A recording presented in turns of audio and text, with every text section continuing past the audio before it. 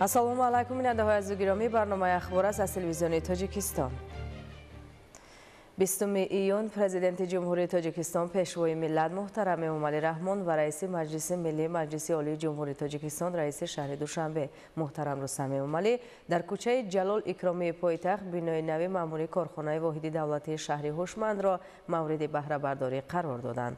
Бинои нав дар доираи омодагӣ ба истиқболи сазовори 35-солагии истиқлоли давлатии ҷумҳурии Тоҷикистон аз ҳисоби маблағҳои махсуси мақомоти иҷроияи ҳокимияти давлатии шаҳри Душанбе бо тарҳи муосир бунёд шуда аз таххона ва 4 ошёна иборат аст. гузориши Зубайдулло Каримзода. 20 июн президенти ҷумҳурии Тоҷикистон пешвои миллат муҳтарам Эмомалӣ Раҳмон ва раиси маҷлиси миллии маҷлиси олии ҷумҳурии Тоҷикистон раиси шаҳри Душанбе муҳтарам Рустам Эмомалӣ дар кӯчаи Ҷалол Икромии пойтахт бинои нави маъмурии корхонаи воҳиди давлатии шаҳри ҳушмандро мавриди баҳрабардорӣ қарор доданд. корхонаи воҳиди давлатии шаҳри ҳушманд Smart City мақомоти иҷроияи ҳокимияти давлатии шаҳри Душанбе дар асоси нишондоди паёми солонаи президенти ҷумҳурии Тоҷикистон муҳтарам Эмомалӣ Раҳмон ба маҷлиси олӣ оид ба эълони солҳои 2025-2030 солҳои рушди иқтисоди рақамӣ ва инноватсия ва ташаббусҳои созандаи раиси шаҳри Душанбе муҳтарам Рустам Эмомалӣ ба хотири вусъати рақамикунонии хизматрасониҳои давлатӣ ва истифодаи васеи ҳисоббаробаркуниҳои ғайринақдӣ мавриди истифода қарор дода шуд. ин тадбир шаҳодати тақвияти равандҳои инноватсионӣ ва истифодаи муассири имкониятҳои технологияҳои рақамӣ дар иқтисодиёт мебошад. корхонаи воҳиди давлатии шаҳри ҳушманд бо қарори раиси шаҳри Душанбе аз 7 майи соли 2019 бо мақсади баланд бардоштани самаранокии хизматрасонӣ бобати қонеъ гардонидани талаботи шаҳрвандон дар самти хизматрасонӣ, таъмини амнияти шаҳрвандон ва ҳифзи тартиботи ҷамъиятӣ, рушди иқтисодиву иҷтимоии маҳаллӣ бо истифода аз технологияҳои иттилоотиву коммуникатсионӣ таъсис дода шудааст.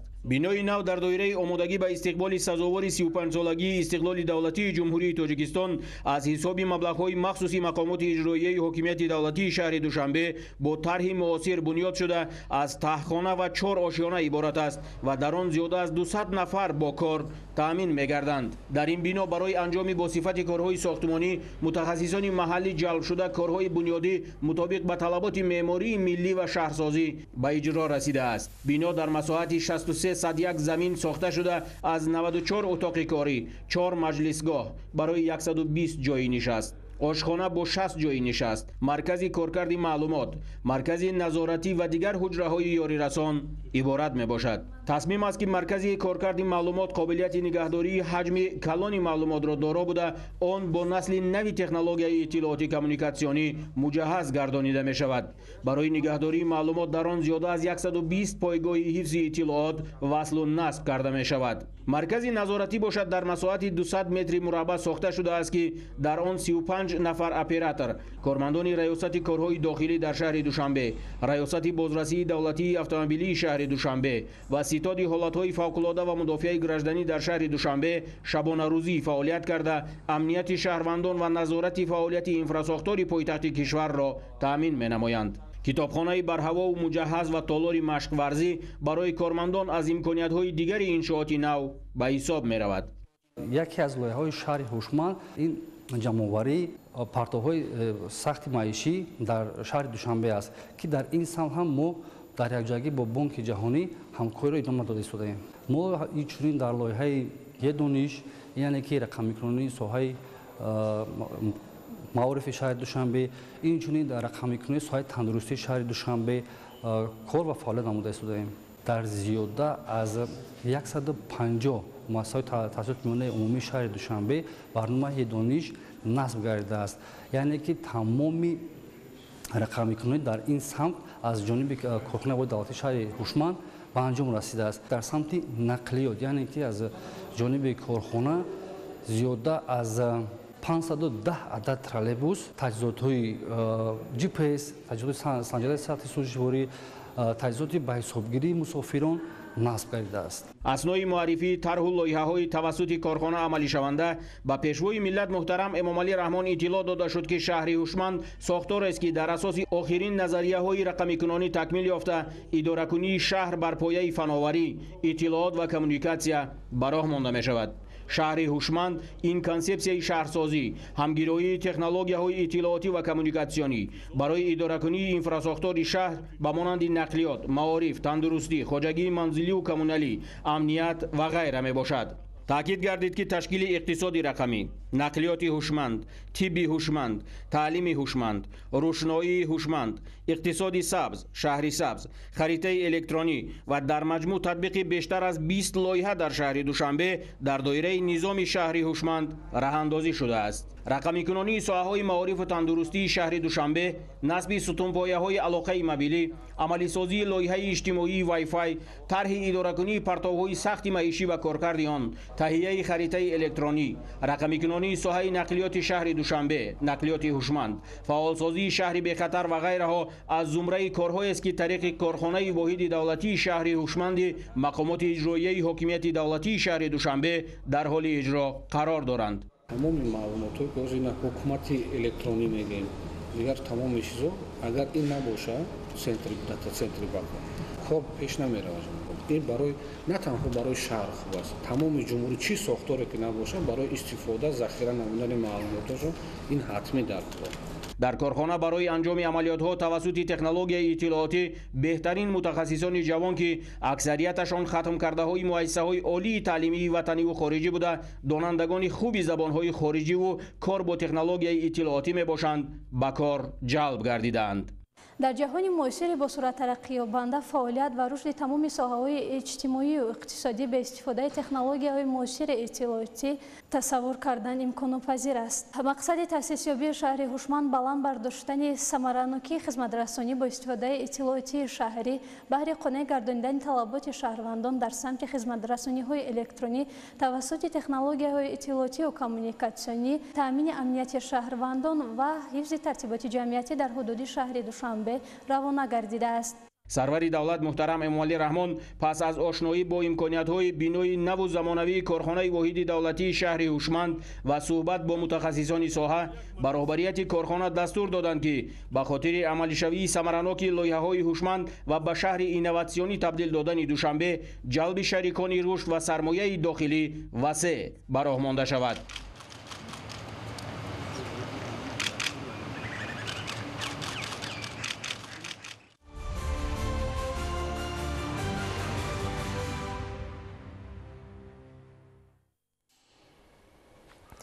бо мақсади амалӣ намудани дастурҳои дар паёми президенти ҷумҳурии Тоҷикистон пешвои миллат муҳтарам Эмомалӣ Раҳмон ба Маҷлиси олӣ ироа гардида, дар пойтахти Тоҷикистон шаҳри Душанбе бунёди беш аз 70 муассисаи таҳсилоти томактабӣ ба нақша гирифта шуда, то охири соли 2025 10 кӯдакистони дорои шароити муосир сохта ба истифода дода мешавад.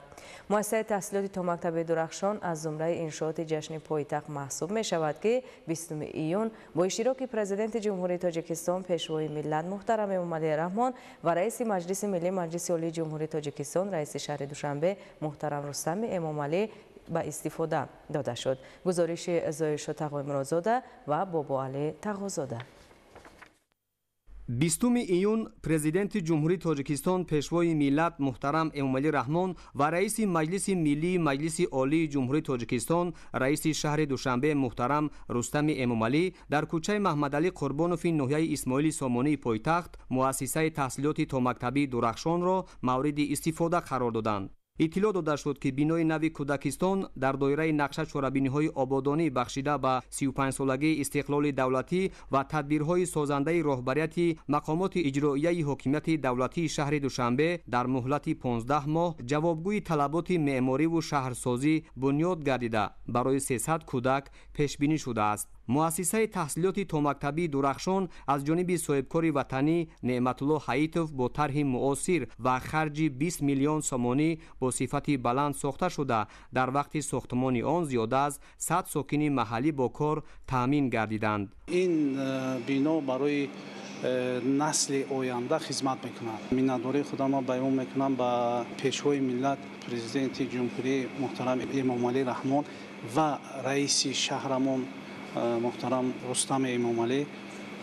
мо ҳамеша дастгирӣ мекунем, иқдом гирифтем ки як бинои томактабӣ 4 ошона ва таххонаш кати сохта ба истифода диҳем. дар оянда бо нақша дорем ки саҳми худро барои пешравӣ барои ободонии ҳамин шаҳр гузорем. муассисаи тозабунёд аз 4 ошёна ва таҳхона иборат аст ва дар он барои инкишофи зеҳни кӯдакон, машғул шудани онҳо бо бозиҳои гуногуни шавқовар ва аз худ кардани донишҳои замонавӣ шароити хуб фароҳам оварда шудааст. ҳамаи ҳуҷраҳои таълимии боғча бо лавозимоти зарурӣ аз ҷумла мизу курсӣ ва ҳар гуна бозичаҳои кӯдакона таъмин буда, омӯзишу парасторӣ дар он бо 3 забон тоҷикӣ, русӣ ва англисӣ сурат мегирад. дар кӯдакистони нав 24 парастор ва кормандони соҳаи педагогӣ ва 21 корманди маъмуриву техникӣ дар маҷмӯъ 45 нафар ба кор таъмин шудаанд.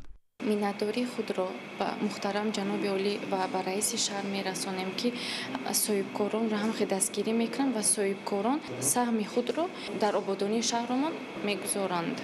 дар ин кӯдакистони навтаъсис мо ба ҷои кор таъмин шудем. бо истифода аз ин шароит ки ба мо фароҳам овардан кӯшиш мекунем ки насли наврасро дар рӯҳияи ватандӯстӣ, хештаншиносӣ, меҳанпарастӣ тарбия намоем. тибқи лоиҳа дар ин муассиса барои 12 гурӯҳ шароити хуб аз ҷумла ҳуҷраҳои хоб, ҳаммом, ошхона, толорҳои варзишӣ, мусиқӣ, рақс, рассомӣ, толори варзишӣ ва майдончаи бозӣ барои кӯдакон фароҳам оварда шуда. он дар арафаи рӯзи ваҳдати миллӣ барои кӯдакони хуштолаи замони истиқлол тӯҳфаи арзандаи пешвои миллат муҳтарам Эмомалӣ Раҳмон номида шуд.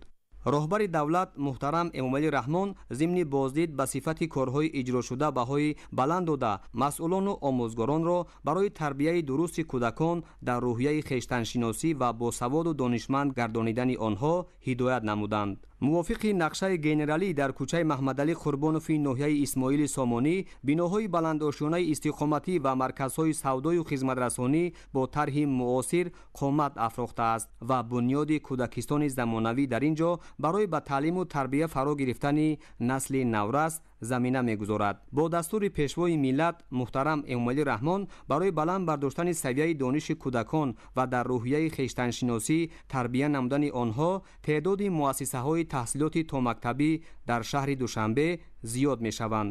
дар ин замина қарори раиси шаҳри Душанбе муҳтарам Рустами Эмомалӣ барои бунёди 70 муассисаи таҳсилоти томактабӣ ба имзо расида дар доираи он то охири ҳамин сол дар пойтахт 10 кӯдакистони нав сохта ба истифода дода хоҳад шуд.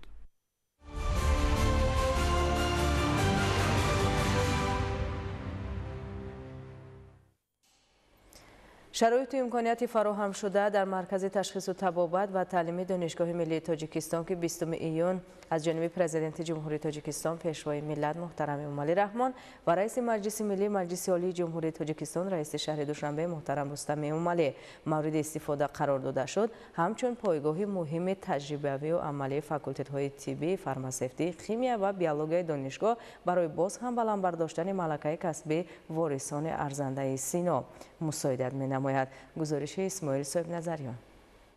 20 ایون پرزیدنت جمهوری تاجیکستان پیشوای ملت محترم امامعلی رحمان و رئیس مجلس ملی مجلس عالی جمهوری تاجیکستان رئیس شهر دوشنبه محترم رستم امامعلی در حدود شهرک دانشجویان مرکز تشخیص و طبابت و تعلیم دانشگاه ملی تاجیکستان را مورد استفاده قرار دادند. بینای تازه بنیاد مرکز تشخیص و طبابت و تعلیم در پرتو سیاست معارف پرورانه پیشوای ملت محترم امامعلی رحمان با استقبال جشن 35 سالگی استقلال دولتی بنیاد شده است. انشاءات در مساحت 0.183 هکتار زمین قامت افروخته، خود بنا 3680 متر مربع را تشکیل می‌دهد. کارهای ساختمانی در مرکز تشخیص و طبابت و تعلیم دانشگاه ملی تاجیکستان سال 2023 آغاز گردیده با رعایت طلبات معاصر ساحوی بنیاد کرده شده است. کارهای ساختمانی از جانب جمعیت دارای مسئولیت محدود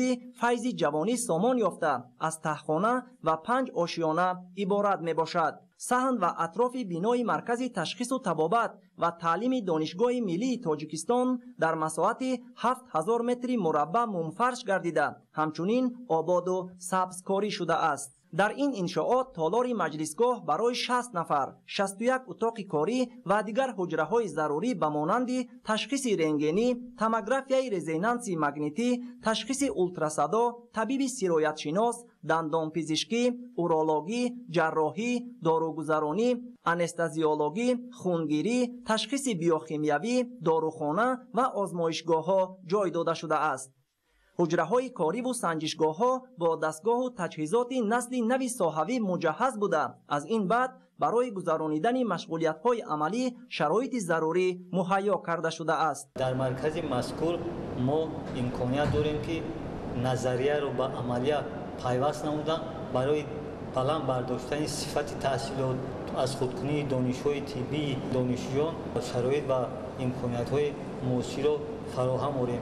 افتتاح مرکز مذکور از جانب اساسگزار صلح و وحدت ملی در عرفه یکی از جشن‌های مقدس ملی روز وحدت ملی تحفه ارزشمند است برای هیئت بسیار هزار نفره دانشگاه ملی تاجیکستان. با سرور دولت محترم امامعلی رحمان اطلاع داده شد که با نظرداشت طلبات این ساحه در آشیانه‌های بالایی مرکز حجره‌های آلرگولوژ، گماتولوژ، گینکولوژ، گوش و گلو و بینی، تراپیا، طبیبان اویلوی، عصبشناس، پدیاتر، اندوکرینولوژ و طبیب چشم جای داده شده است. مرکز امکان دارد که در یک وقت با 300 نفر کارمندان و آموزگاران، دانشجویان دانشگاه و دیگر مراجعت کنندگان خدمت بلندصفت طبی رساند. داروخانه گیاهای شفابخش، آزمایشگاه آماده نمودن مواد داروواری از روی داروخط، 8 صنفخانه درسی برای مشغولیت‌های لکسیونی و حجره‌های کاری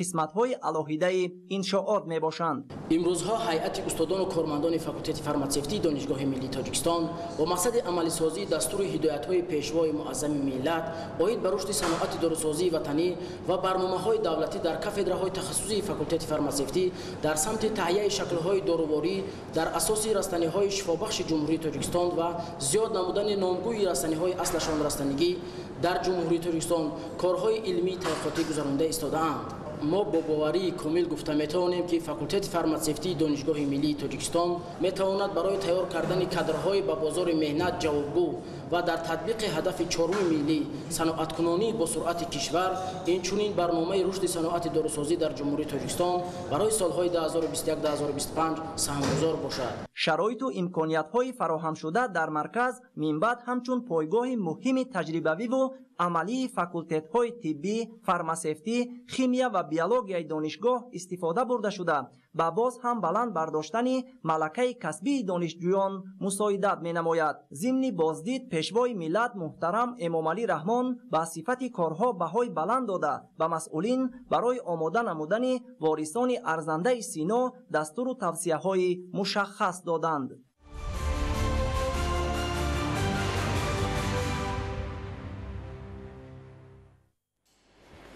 20 میلیون همچنین پرزیدنت جمهوری تاجیکستان پیشوای ملت محترم امامعلی رحمان و رئیس مجلس ملی مجلس عالی جمهوری تاجیکستان رئیس شهر دوشنبه محترم رستم امامعلی در ناحیه سینای پایتخت از گرمخانه زمانوی کوپراتیو تجارتی دانه‌های امید بازدید نمودند. گزارش منوچهر سلیمان و بهادری استان. 20 ایون پرزیدنت جمهوری تاجیکستان پیشوای ملت محترم امامعلی رحمان و رئیس مجلس ملی مجلس عالی جمهوری تاجیکستان رئیس شهر دوشنبه محترم رستم امامعلی در ناحیه سینای شهر دوشنبه از گرمخانه زمانوی کوپراتیو تجارتی دانه‌های امید بازدید نمودند.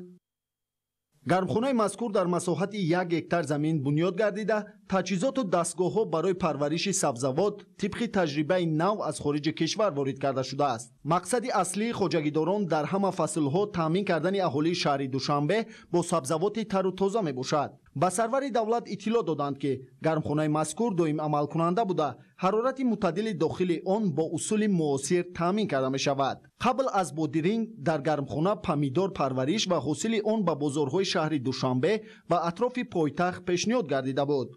حالا حاصل بادرینگ در گرمخانه فراوان است و این بازگوی آن است که کارمندان کوپراتیو تجارتی دانه‌های امید که 12 نفر را تشکیل می‌دهند در کشت و پرورش سبزوات تجربه غنی اندوختند. انتخاب نوع‌های به اقلیم کشور مطابق نیز از راه‌های دیگری فراوانی حاصل است.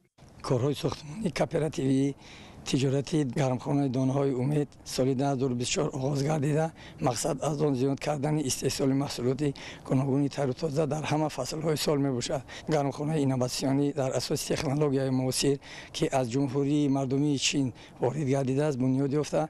تمام مرحله‌های پرورش محصولات به طور اتوماتیک راه اندازی شده است. آبمانی محصولات طریق قطرگی انجام می‌یافته.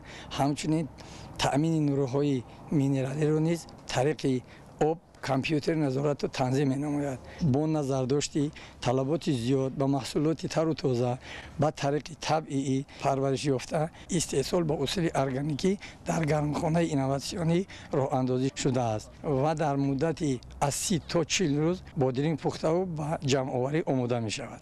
آبیاری در گرمخانه‌ها با اصول قطرگی براه مانده شده است. با نیچه‌های آبدهی قطرگی به سبزوات همچنین مواد غذایی داده می شود. تکنولوژی نگاهبینی سبزوات در گرمخانه به طور خودکار عمل نموده حاصلناکی را بلند می‌بردارد. توسط تورهای محافظتی سبزوات از تاثیر آفتاب‌های طبیعی به مانند گرمی از معیار زیاد و حشرات ضرررسان امین نگاه داشته می شود. پرزیدنت کشور محترم امامعلی رحمان ضمن شناسایی با نتیجه‌های زحمت سبزوات پروران و نمایش محصولات از گرمخانه کооپراتیو تجارتی دانه‌های امید با کارمندان صحبت صمیمی آراسته برای استحصال نوع‌های گوناگون سبزوات، جاری نمودن اصول‌های نوی پرورش، مرحله به مرحله وسع نمودن مساحت گرمخانه، تأسیس جایهای علاوگی کاری و تامین بازارهای شهر دوشنبه با محصولات خوش‌صفت دستور و توصیه‌های مفید دادند.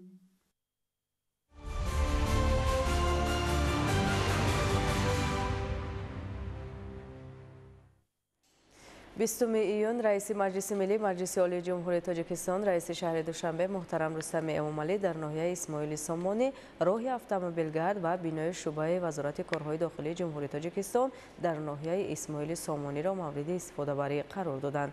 گزارش در این خصوص 20 ایون رئیس مجلس ملی مجلس عالی جمهوری تاجیکستان رئیس شهر دوشنبه محترم رستم امامعلی در ناحیه اسماعیل سامانی پایتخت راهی اتومبیلگرد کوچه بخارا پیوست به کوچه حبیبالله نظرف را مورد استفاده قرار دادند. کارهای ساختمان و از نوسازی بهر تطبیق نقشه گنرالی شهر دوشنبه از 19 اپریل سال 2023 آغاز یافته بود. درازی راه اتومبیلگرد 560 متر، پهنایی 16 متر با تعداد خط حرکت 4 عدد در دو سمت را تشکیل می‌دهد. ضمن شناسایی بر رئیس شهر دوشنبه محترم رستم امامعلی اطلاع داده شد که در تطبیق لایحه انشاءات ذکر شده کارهای ساختمان و وصل‌کنی خط‌های مهندسی از قبیل قبرهای آبی نوشاکی، کاریزی، ناقل‌های بلندشدت برقی، قبرهای آبی گرم، خط‌های علاقه، روشنی بیرونه پرره عملی گردیده است. اینچنین جهت تامین بخطری حرکت واسطه‌های نقلیات و پیاده‌گردان هنگام اجرای کارهای ساختمان و از نوسازی چراغک‌های راهنما و وصل علامت‌های بخطری حرکت نیز پرره وصل و نصب گردیدند. ماهیت اساسی راه اتومبیلگرد ذکر شده در آن میباشد که بعد پرره با استفاده سپاریدن آن تنبشوی حرکت واسطه‌های نقلیات در راه‌های اتومبیلگرد همشفت کم گردیده همچون راه اتومبیلگرد آلترناتیوی نیز خدمت می‌رساند. دومی روز رئیس مجلس ملی مجلس عالی جمهوری تاجیکستان رئیس شهر دوشنبه محترم رستم امامعلی بینای شعبه وزارت کارهای داخلی در ناحیه اسماعیل سامانی را مورد بهره برداری قرار دادند. انشاءات مذکور در مساحت 301 ساخته شده از 6 آشیانه با تخانه عبارت میباشد. محترم رستم امامعلی به شرایط فراهم آورده شده برای کارمندان مقامات میلیسیا بهای بلند داده هیئت شخصی را جهت تامین ترتیبات جمعیتی سهم فعال گذاشتن در پیشگیری جنایتکاری در پایتخت، بلند برداشتن معرفت حقوقی شهروندان و اجرای دیگر عهده‌داری‌های کسبی وظیفه‌دار نمودند. اطلاع داده شد که بینای شعبه وزارت کارهای داخلی در ناحیه اسماعیل سامانی شهر دوشنبه از 56 حجره کاری، آشخانه و تالار مجلسی عبارت بوده و کارمندان بهر اجرای عهده‌داری‌های کسبی و پیشرفت فعالیت خدمتی شرایط ضروری فراهم آورده شده است. رئیس مجلس ملی مجلس عالی جمهوری تاجیکستان رئیس شهر دوشنبه محترم رستم امامعلی اثنای شناسایی کارمندان مقامات را با بینای نو و زمانوی تبریک نموده بهر اجرای صادقانه و صافدلانه وظیفه‌های بر عهده داشته‌شان در نزد خلق و وطن دعوت نمودند.